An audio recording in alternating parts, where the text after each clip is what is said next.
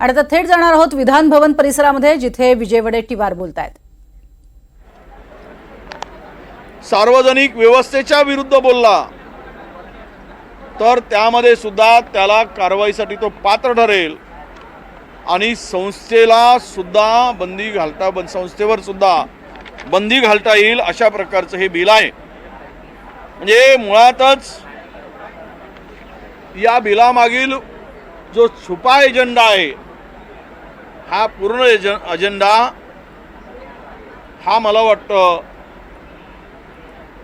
RSSच्या पोतडीतून बाहेर पडला असावा की काय, अशा प्रकारची व्यवस्था या बिलामध्ये दिसते आहे। म्हणजेच इतर कोणत्याही संस्था सरकार विरुद्ध, शासकीय व्यवस्थेविरुद्ध उद्या उभ्याच राहता कामा नये आणि जर त्याला लगेच बंदी घालून त्याला थांबवता येईल आणि देशामध्ये केवळ एकमेव संस्था शिल्लक राहील, अशा प्रकारची स्थिती मला दिसते आहे। कायद्याच्या एखाद्या न्यायालयामध्ये न्यायाधीश आहेत आणि नातेवाईक म्हणून जरी फोन केला आणि उद्या चौकशीत काही प्रकरणं आली तर त्यामध्ये सुद्धा दोषी धरता येईल। म्हणजे एक बिल पाहिल्यानंतर महाराष्ट्रातील सामाजिक राजकीय क्षेत्रात काम करणाऱ्यांना मोकळा श्वासच घेऊ द्यायचा नाही आणि इतकी मोठी बंधनं त्यांच्यावर लावायची, अशा प्रकारची तरतूद या बिलामध्ये आता दिसते आहे। म्हणून आम्ही तर या बिलाला विरोध करणार आहोत, पण सरकार घाई का करतंय निवडणुकीच्या तोंडावर? त्यांना विरोधकांचा आवाज दाबायचा आहे का? जे लोकसभेमध्ये राज्यात सपाटून मार खाल्लेलं सरकार, लोकांचा विश्वास गमावलेलं सरकारला एक दहशत निर्माण करून राज्यामध्ये निवडणूक जिंकायची आहेत का, हा खरा प्रश्न पडतो आहे। अशा प्रकारचे बिल या ठिकाणी आम्हाला दिसतोय। याच्यावर सविस्तर चर्चा होईल, त्यावेळेस आम्ही आमचं म्हणणं मांडणार आहोत। नाही, राणे साहेबांनी जे काही म्हटलं असतील ते खरं म्हणजे मोठे नेते आहेत, ते त्यांनी ज्यावेळेस पक्ष सोडला त्यावेळेस मी त्यांच्यासोबत गेलो नाही, त्या रागापोटी कदाचित त्यांचं हे स्टेटमेंट असावं असं मला वाटतं। त्यापेक्षा मला अधिक बोलायची गरज नाही। हिंदी में जानना चाहेंगे, जो बिल है आप बता रहे हैं कि अर्बन नक्सलाइट को लेकर बनाया गया है, सरकार की क्या नीति है? नहीं, देखिए, सेंट्रल गवर्नमेंट ने UAP के अंतर्गत जो कुछ कानून में प्रावधान किया था, कानून में बदलाव किया था, वो नया कानून स्थापित किया था, तो राज्य में इसी तरह के वो सेंट्रल का कानून होने के बाद स्टेट के अंदर में ऐसे कानून में बदलाव की ज़रूरत नहीं थी, स्टेट को कानून करने की ज़रूरत नहीं थी। फिर भी अर्बन नक्सल के नाम पर, नक्सलवादी के नाम पर, नक्सलवादी अर्बन नक्सल का नाम सामने करके महाराष्ट्र के जनता को, विरोधियों को, अपोजिशन को डराना चाहती है सरकार, और दहशत करके वो चुनाव जो है पार्लियामेंट का, वो चुनाव में महाराष्ट्र की जनता ने इनको आसमान बताया। ऐसे स्थिति में एक विरोधियों का, अपोजिशन का आवाज़ दबाकर ये चुनाव जीतना चाहते हैं। ये बिल में जो प्रावधान किया गया है वो एक बदला ले सकते हैं किसी से भी, ऐसी स्थिति है। व्हाट्सएप में अगर कुछ पोस्ट आई तो भी आप 3 साल के लिए अंदर जाओगे। आपकी कोई संस्था का एक कोई सदस्य भी बात करता है तो उनके ऊपर कार्रवाई होगी। अगर सरकार के खिलाफ में बात करोगे तो भी बात होगी।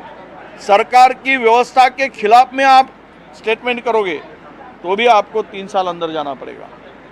ये जो तैयारी दिखती है, ये राज्य को तानाशाही पद्धति से आगे बढ़ाने की दिखती है, और जो सरकार की व्यवस्था के खिलाफ खड़ा होगा उसको हम दबाएंगे, उसका आवाज़ दबाने का काम, उसको जेल में डालने का प्रावधान इस बिल में नजर आता है।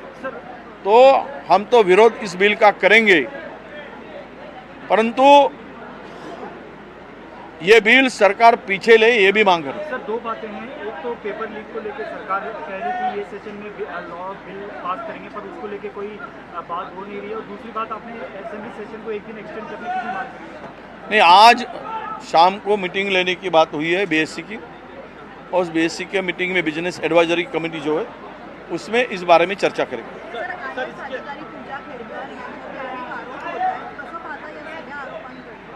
नाही, या पूजा खेडकरांच्या संदर्भात जे काही मीडियामध्ये, सोशल मीडियामध्ये, वृत्तपत्रामध्ये त्यांनी केलेली जी काही कृत्य आहेत, म्हणजे त्यांच्या अधिकाराच्या संदर्भात, ते IAS अधिकाराला अशोभनीय आहेत हे आता स्पष्ट आहे। आणि त्यांनी ज्या पद्धतीनं क्रिमिनियरचा वापर केला, वडील 40 कोटीचे मालक आहेत आणि ते क्रिमिनियरमध्ये बसवून त्यांनी ते पद लाटलं आणि त्याचा फायदा घेतला।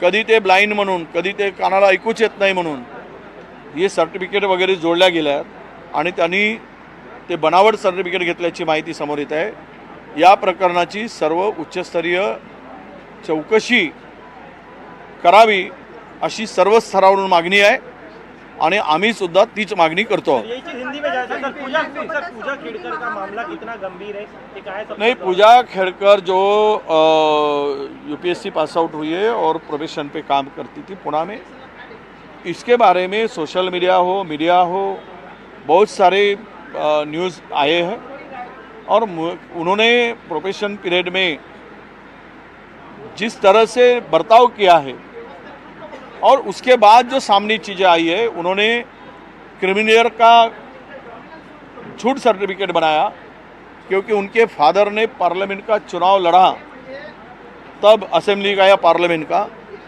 तो 40 करोड़ की प्रॉपर्टी उन्होंने बताई थी। तो 8 लाख रुपए के क्रिमिनियर में वो आती नहीं, वो झूठी सर्टिफिकेट थी। उन्होंने ये भी कहा कि मेडिकल सर्टिफिकेट्स गलत तरीके से इस्तेमाल किया और उन्होंने बनावट सर्टिफिकेट लिया।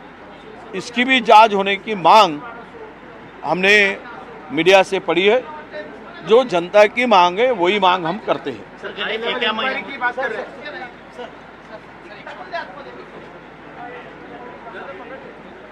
वार आणि IAS अधिकाऱ्याला न शोभणारं कृत्य पूजा खेडकरनं केलेलं आहे। उच्चस्तरीय चौकशी व्हायला हवी। क्रिमिलेअर नसताना सुद्धा त्या पद्धतीचं सर्टिफिकेट देण्यात आलं आणि त्यावरती सुद्धा विजय वडेट्टीवार यांनी भाष्य केलेलं आहे।